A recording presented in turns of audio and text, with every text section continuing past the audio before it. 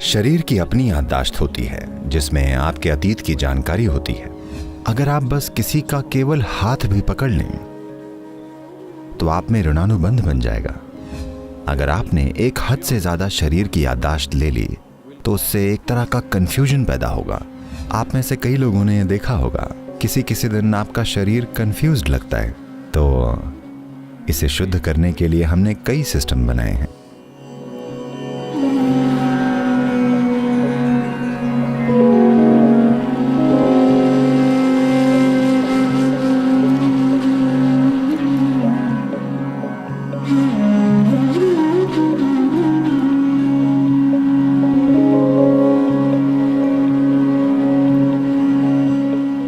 तो हम बात कर रहे थे उसकी जिसे ऋणानुबंध कहा जाता है, यानी कि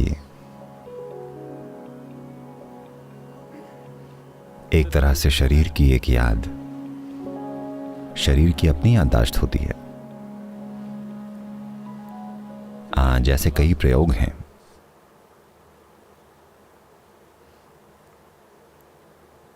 जिनसे इनमें से कुछ बातें एक हद तक सिद्ध की जा सकती हैं। मान लीजिए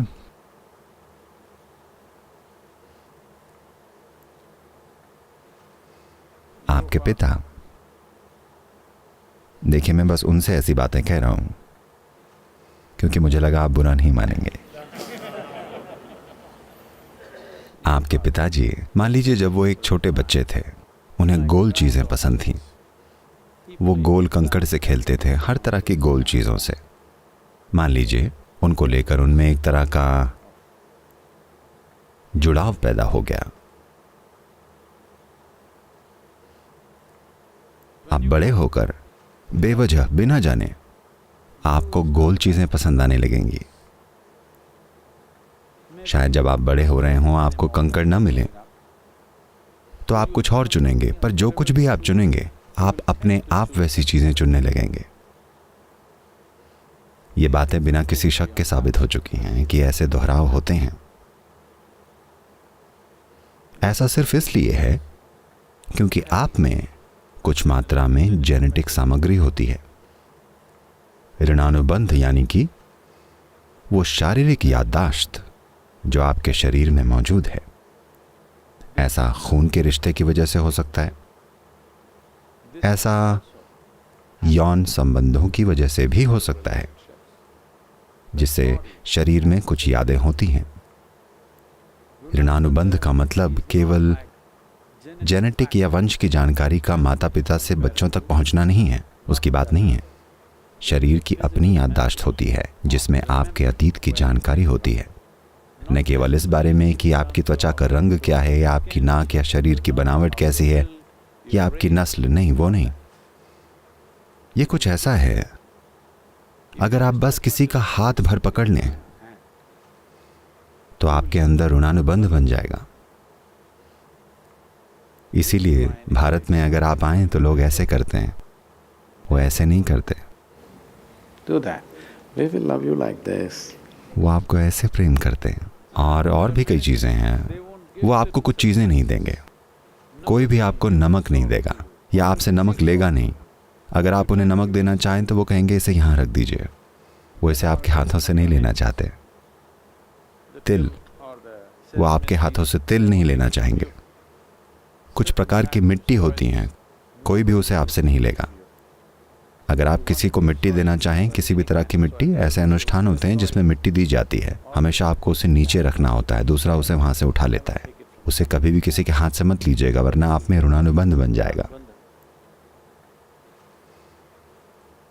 अगर आपने एक हद से ज्यादा शरीर की याददाश्त ले ली तो उससे एक तरह का कंफ्यूजन पैदा होगा। ये वाला कंफ्यूजन नहीं, ये कंफ्यूजन अलग होता है, वो आपकी अपनी कमाई है।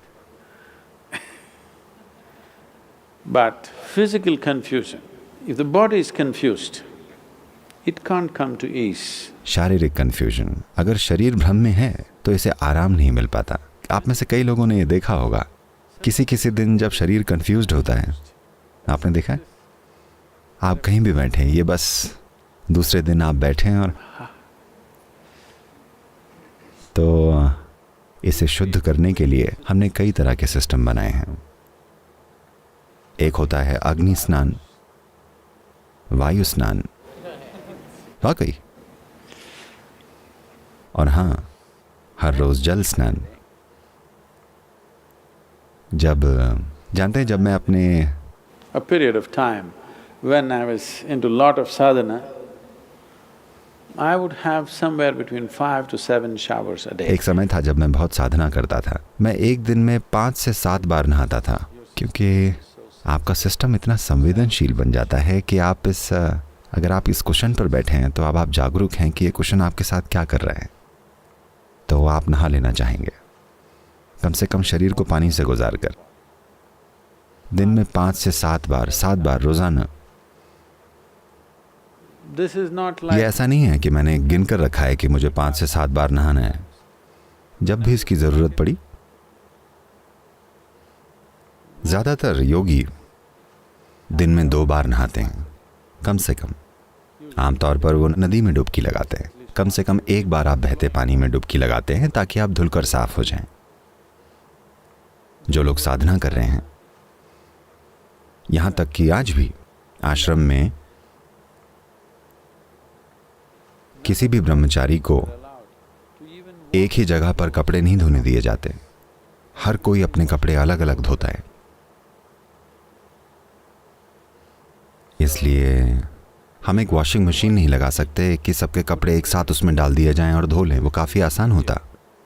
लेकिन हम ऐसा नहीं करेंगे क्योंकि वो सब के सब साधना कर रहे हैं, and everyone has their own specific characteristics. और हर किसी के अपने विशेष गुण हैं। हम नहीं चाहते कि वो सब खिचड़ी बन जाएं, क्योंकि वो कारगर नहीं होगा। अगर हमें उन्हें मिलाना भी पड़ गया तो हमको हर धुलाई के दौरान उन पर मिट्टी चढ़ानी पड़ेगी। शायद आपको ये ना पता हो, सारे सन्यासी, सारे के सारे साधु और सन्यासी हमेशा बहुत बारीक की हुई छानी हुई मिट्टी से, लाल मिट्टी से अपने कपड़ों को रंगते हैं। ये पूरा आश्रम इसी रंग से पुता हुआ है, क्योंकि हमने सिर्फ मिट्टी का इस्तेमाल किया है।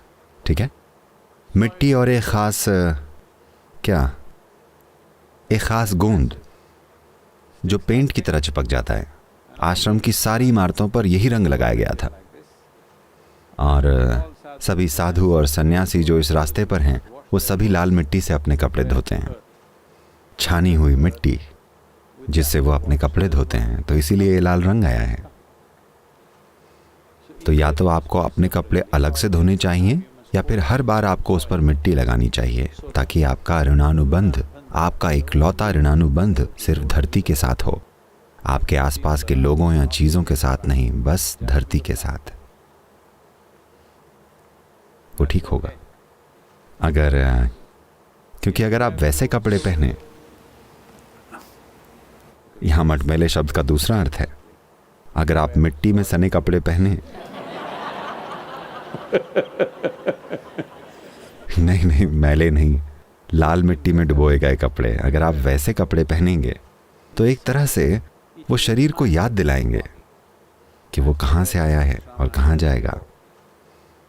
तो जो लोग आध्यात्मिक रास्ते पर हैं, वो हमेशा छानी गई लाल मिट्टी में डुबोए गए कपड़े पहनते हैं। असल में वो सफ़ेद कपड़े हैं जो मिट्टी के रंग में रंग गए हैं, क्योंकि उन्हें लगातार फिल्टर्ड मिट्टी से धोया जाता है।